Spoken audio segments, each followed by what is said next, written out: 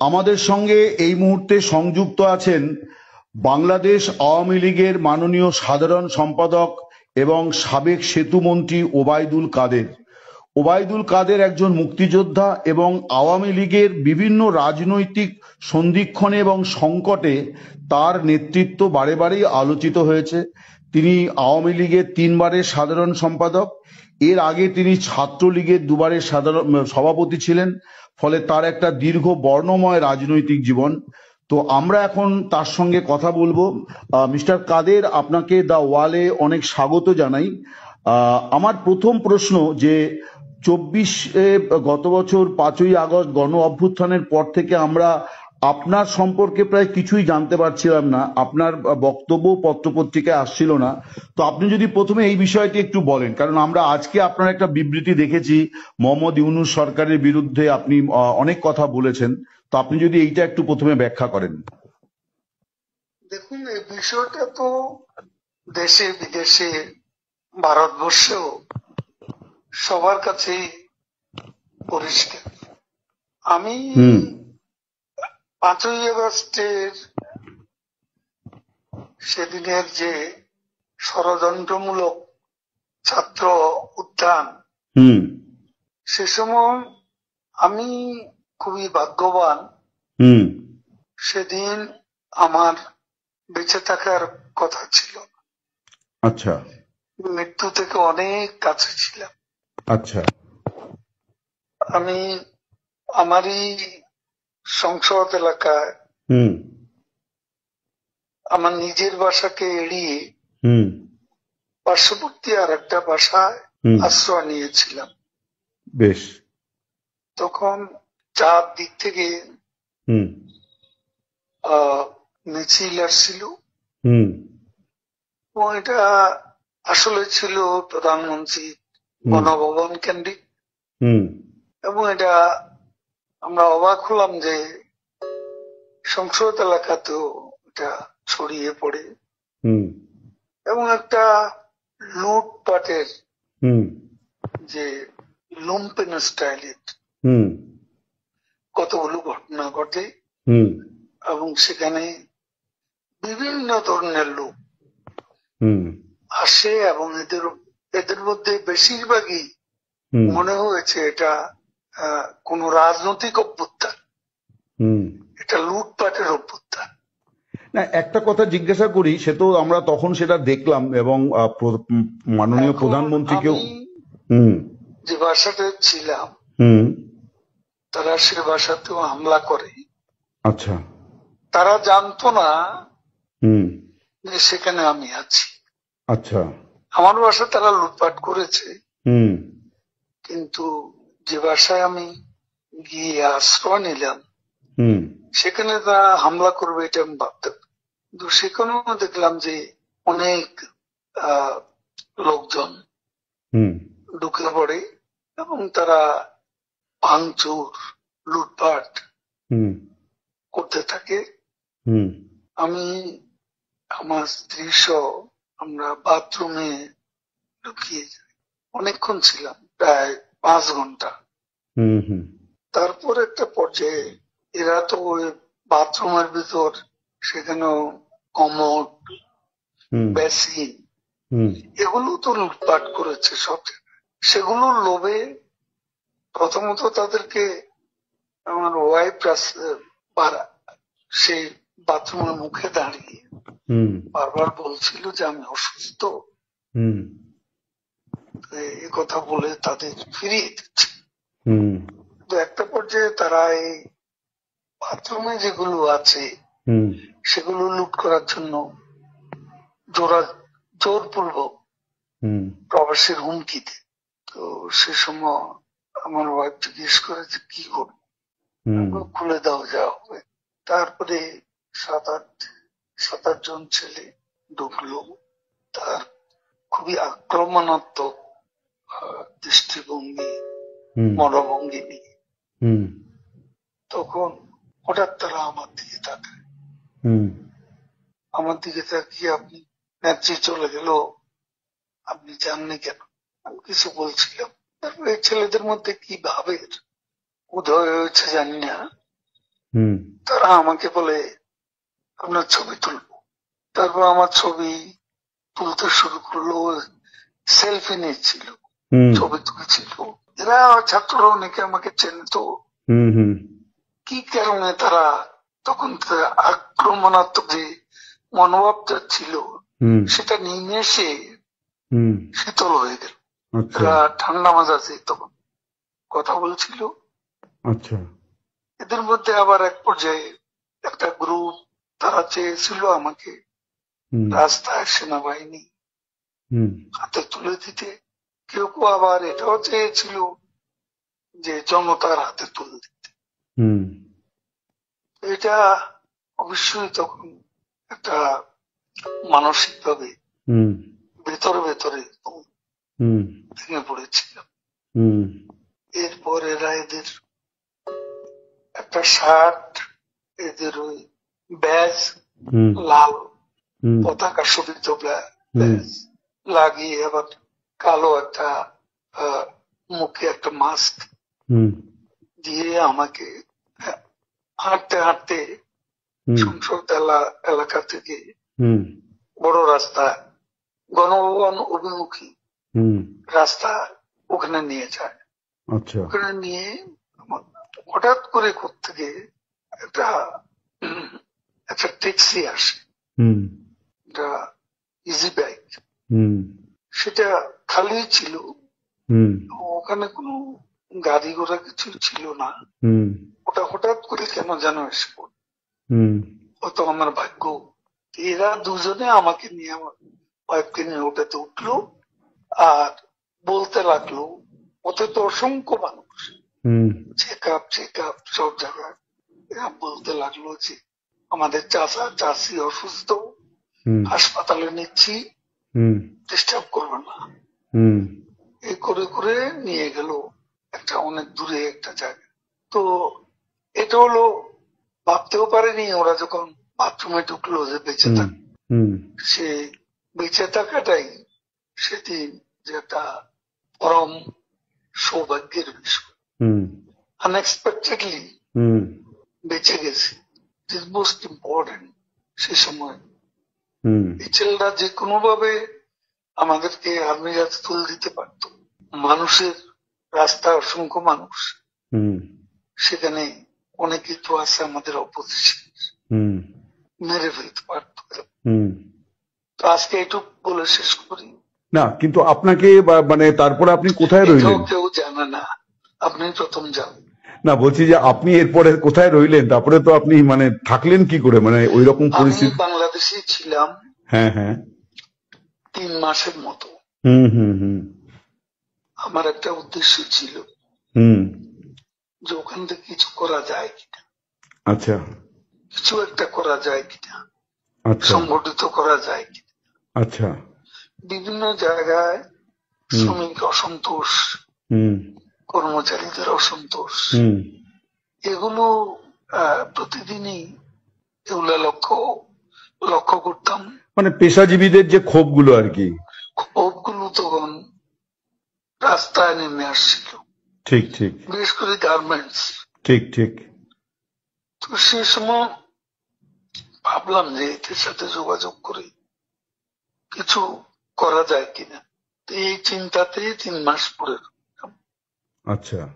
এরপরে একে একে সবাই অ্যারেস্ট হচ্ছে এবং আমি তো নেত্রীর পরের স্থানটায় আমার বিরুদ্ধে তখনই 212টা খুনের মামলার আমি আসামি হয়ে গেছি।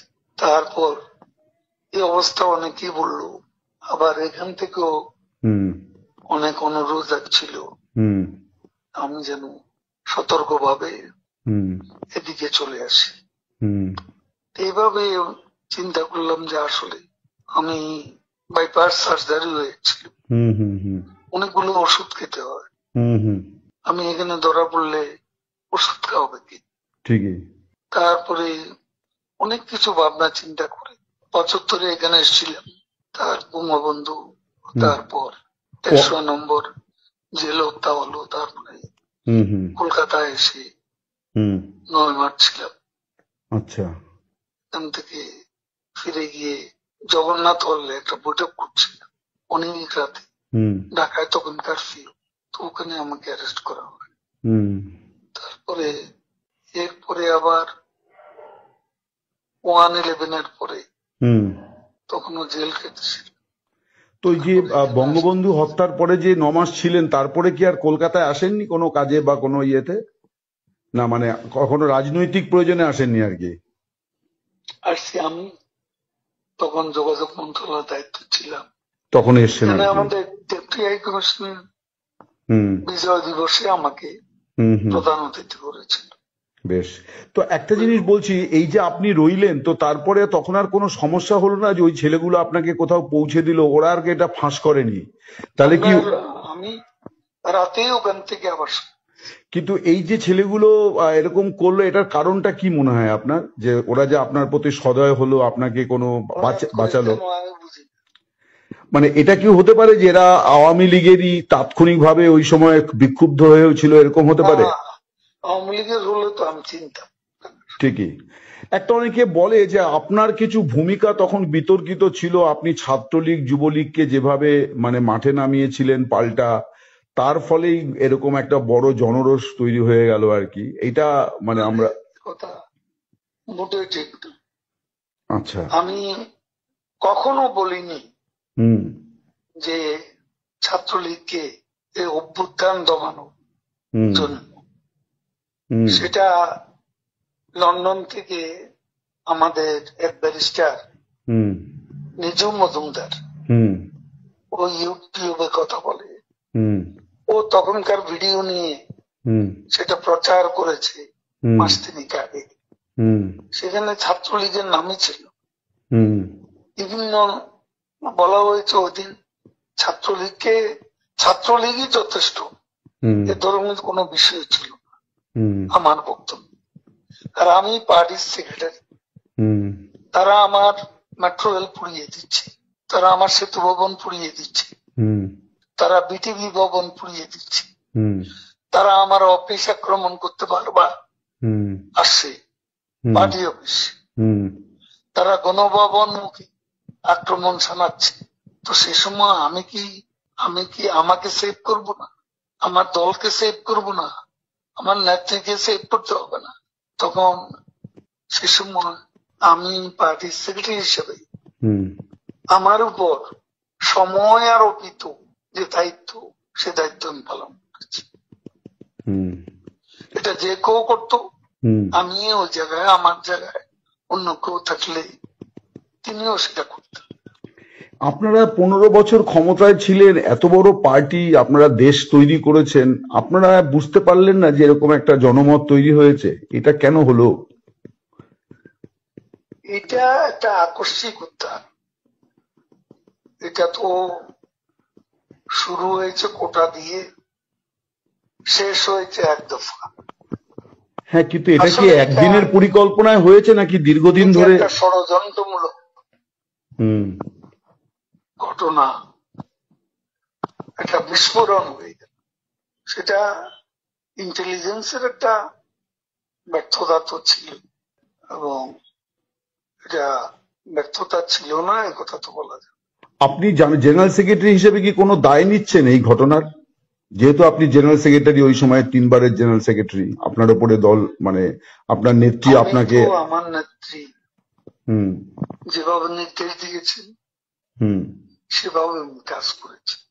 এখন জেনারেল সেক্রেটারি হিসেবে আমার ভুল ত্রুটি থাকতে পারে, এটা আমি I am not immune from mistakes. মানুষের ভুল হবে, সে ভুল ত্রুটি আমারও থাকতে পারে। আপনি নিজে কোনো ভুল মানে চিহ্নিত করেছেন যে এটা আপনার ভুল হয়েছিল?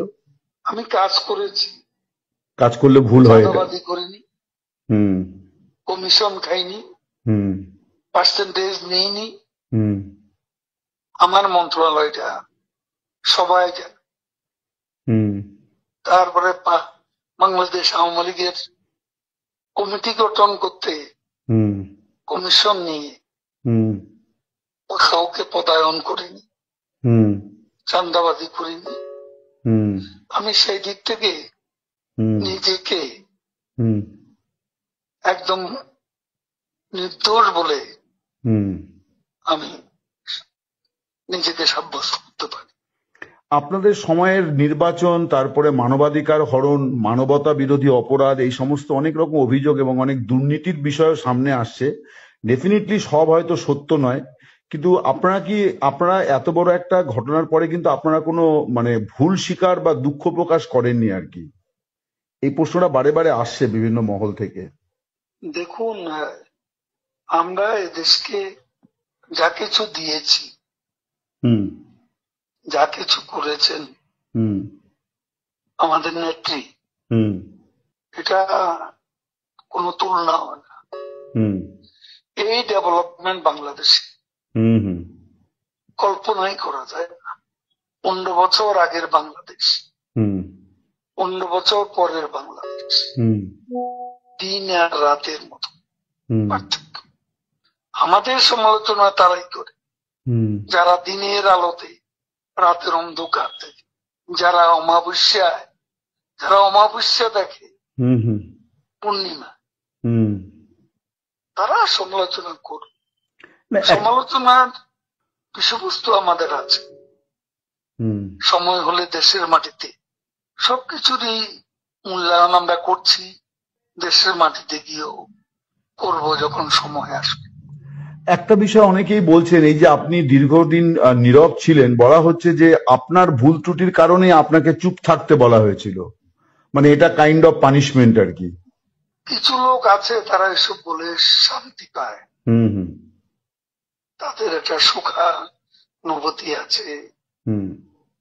আমাকে 3-3বার সেক্রেটারি করলো, এটাও অনেকের পছন্দ, অত কথা না। আমাদের মতো পার্টিতে এ ধরনের প্রতিযোগিতা ছিল, এটা এখনো আছে। আমি যখন হয়েছি তখনও ছিল। কাজে এটা অবাস্তব কোনো কিছু না। এটা আমাদের মতো দেশে মাল্টি পার্টি সিস্টেম, এখানে আওয়ামী লীগের মতো মাল্টি ক্লাস অর্গানাইজেশন, এখানে দলের অভ্যন্তরেও প্রতিদ্বন্দ্বিতা ফলে এ ধরনের কিছু আনপ্লেজেন্ট কিছু ঘটনা ঘটতে পারে। আপনার নীরবতার তাহলে কারণটা কি ছিল? আমাকে প্রধানমন্ত্রী নিজেই খুঁজেছেন এবং উনি সবচেয়ে বেশি ওয়ারিড ছিলেন আমার অসুস্থতার। তিনি ভেবেছেন এই অবস্থা আমি দেশে ছিলাম, বলে যে তুমি টোটাল চেক আপ করো, এখন তোমার অন্য কিছু করতে হবে না, পারলে কিছু লেখো, 71 থেকে দেশ নিয়ে লেখো, সাম্প্রতিক ঘটনা প্রবাহ নিয়েও তোমার চোখে যা দেখেছ এগুলো নিয়ে লেখালেখি করো, কখন কি করতে হবে আমি বলব। আমি ওনার সঙ্গে কখনো দেখা করতে চেষ্টা করিনি, কারণ উনি যেখানে আছেন সেখানে আমার হাই সিকিউরিটি জোনে, সেখানে আমি কেন দেখা করতে চাই? উনি যখন প্রয়োজন তখন আমাকে বলবেন। আর আমি ভালো করেছি কি মন্দ করেছি তার সবচেয়ে বড় সাক্ষী হচ্ছেন প্রধানমন্ত্রী শেখ হাসিনা। তিনি সবকিছু জানেন, আমার জীবন, আমাদের কর্ম দ্বারা। কিন্তু আমরা তো শুনতে পাচ্ছিলাম যে আপনার জায়গাতে কে হবেন এটাই এখন আওয়ামী লীগের মানে শীর্ষ এবং মাঝারি স্তরের নেতাদের মধ্যে সবচেয়ে বড় ইঁদুর দৌড় আর কি, যে নেক্সট জেনারেল সেক্রেটারি মানে ওবায়দুল কাদের থাকছেন না, এবার কে হবেন সেই নাম নিয়ে কামড়া কামড়ি ইঁদুর দৌড়, এটাই আমরা কিন্তু পাচ্ছি খবর। এই কামড়া কামড়ি এটা অসুস্থ রাজনীতি। এখনো আমরা দেশের বাইরে, এখনো ক্ষমতা থেকে যে ক্ষমতা আমরা হারিয়েছি সে ক্ষমতা কখন পাবো, সে বিষয়টা আগে দেশ নিয়ে আমাদের ভাবা দরকার। দলে কে কি হবে, দেশ নিয়ে দেশে সেটা ঠিক করা দরকার। সেটা তো এখন এখানে বসে আমরা কামড়াকামড়ি করলে তাতে আমাদের কি ক্ষতি? এখন আমাদের সবার লক্ষ্য আমাদের দেশকে আবারও বঙ্গবন্ধু মুক্তিযুদ্ধের ধারায় আমাদের দেশকে আমরা নিয়ে যাব। এবং আপনারা কি আশাবাদী যে আপনারা ফিরবেন এবং আওয়ামী লীগ আবার শেখ হাসিনা আবার বাংলাদেশের প্রধানমন্ত্রী হবেন? আমি শতভাগ আশাবাদী। এইটা কেন? আমি আরো অনেকের মুখে শুনছি, এর কারণটা কেন আপনারা মনে করছেন? আমরা মনে করছি এই কারণে, বাংলাদেশের জনগণ, আপনি এখন পাবলিক অপিনিয়ন নেন, সবাই বলবো, বেশিরভাগ মানুষ বলবে শেখ হাসিনাই ভালো ছিল, শেখ হাসিনাই ভালো চালিয়েছে, শেখ হাসিনাকে হারিয়ে আমরা অনেক কিছু হারিয়ে ফেলেছি। আমাদের কাছে যেটা সেগুলো আমাদের আদর্শ, বাংলাদেশ রাষ্ট্রের জন্মের চেতনা, আমাদের মুক্তিযুদ্ধের আদর্শ, এসব আমাদের এই জায়গায় আমাদের প্রত্যাবর্তন করতে হবে। কিন্তু একটা মিস্টার কাদের, আমি একটা জিনিস বলি, মানে ভারত সরকার ছাড়া আর কোনো মানে দেশ তারা কিন্তু আওয়ামী লীগের কার্যক্রম নিষিদ্ধ করার সিদ্ধান্ত নিয়ে তেমন কোনো প্রতিক্রিয়া দিল না। মানে আপনারাও মানে দুঃখ প্রকাশ বা ক্ষমা প্রার্থনা করছেন না। মানে এই জায়গায় কি একটা কোনো মানে জেদাজেদি বা ইয়ের জায়গা তৈরি হলো? মানে আওয়ামী লীগ কি একটু একঘরে হয়ে যাচ্ছে না? ভারত আমাদের দুঃসময়ের বিশ্বস্ত বন্ধু, সংকটে আমরা বারবার ভারতের কাছে ছুটেছি। এখানে আমরা অন্য কোনো দেশের সঙ্গে আমাদের কোনো বৈরিতা, আমরা কারো বিরুদ্ধে কোনো বক্তব্য দিচ্ছি না, কারো সমালোচনা করছি। বেশ, আমরা এখন আমাদের দেশকে যেখান থেকে আমরা বাংলাদেশে স্থানচ্যুত হয়েছি, যেখান থেকে আমরা দেশে শিকড় থেকে বিচ্ছিন্ন হয়ে গেছি, সেই শিকড়ে আমাদের ফিরে যেতে হবে। তার জন্য আমাদের চিন্তা, আমরা কারো বিরুদ্ধে নেই, কারো সমালোচনা করি, কিন্তু তার জন্য তো মানে দেশবাসীর কাছে ন্যূনতম নিজেদের ভুল স্বীকার করতে হবে। ভারতে বসে আমি ক্ষমা প্রার্থনা কেন করব? আমি দেশে গিয়ে, আচ্ছা, আমার ভুলের জন্য, আমার ভুল ত্রুটি হলে সেটার জন্য আমাদের নেত্রী আছেন, তিনি দেশবাসীকে বল, এখান থেকে বলা কি ঠিক? থ্যাংক ইউ, অনেক ধন্যবাদ, অনেক কৃতজ্ঞতা আপনাকে দ্য ওয়ালের তরফ থেকে। আপনার সুস্বাস্থ্য কামনা করি, ভালো থাকুন।